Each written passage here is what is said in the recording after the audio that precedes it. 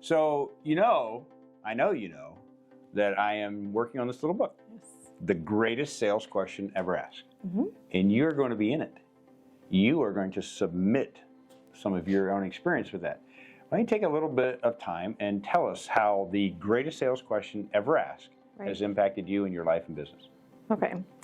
So the first thing that comes to mind is that it has removed the stereotype of sales. You say this often, a sale happens when two people come together and connect from the heart. When you add a dollar sign to it, it becomes awkward and weird. Correct. So when you apply the greatest sales question ever asked, to me, it kind of removes that stereotype, removes that awkwardness of a dollar sign, and reminds you to speak from the heart. Okay, great. And so when you think about applying that, just before we get into the details of the question, but when you think about applying that to your business, right, then how have you seen people react to that when you approach them with a concept like the greatest sales question ever asked? I apply the greatest sales question ever asked by asking my own questions. Okay. Asking my own questions, throwing a little bit of my level of salt. I might be an eighth of a teaspoon, you might be a full teaspoon. Sure, could happen. Or a tablespoon. Could happen, yep. But I apply that, and I ask the questions to demonstrate that I care. I care about what's going on. I care about their workplace. I care about them as a leader, and I ask questions about the culture, about the employees, because I truly do care, and it truly is my passion that there's a healthy workplace culture.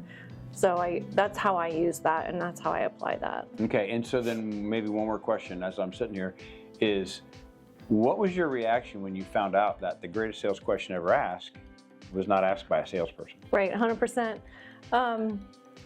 Fascinating, of course, and then just the fact that is the whole concept of your program. Okay. The whole concept of your program and your book, all of your teachings stem from that. Okay.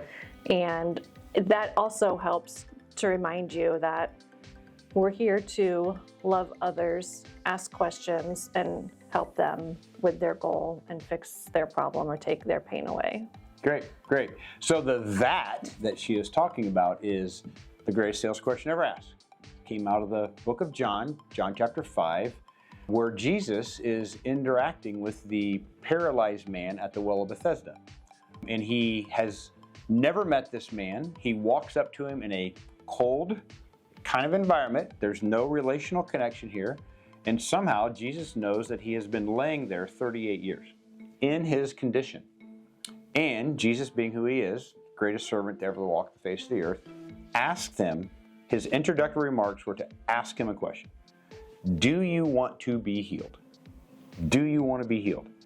Basically, if you take that concept and you apply it to business and sales and marketing, do I care enough to interact with that individual to see if they have a problem that they want to go away, right?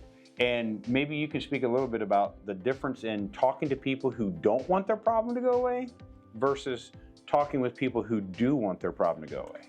You spend more time with the people who do. Absolutely.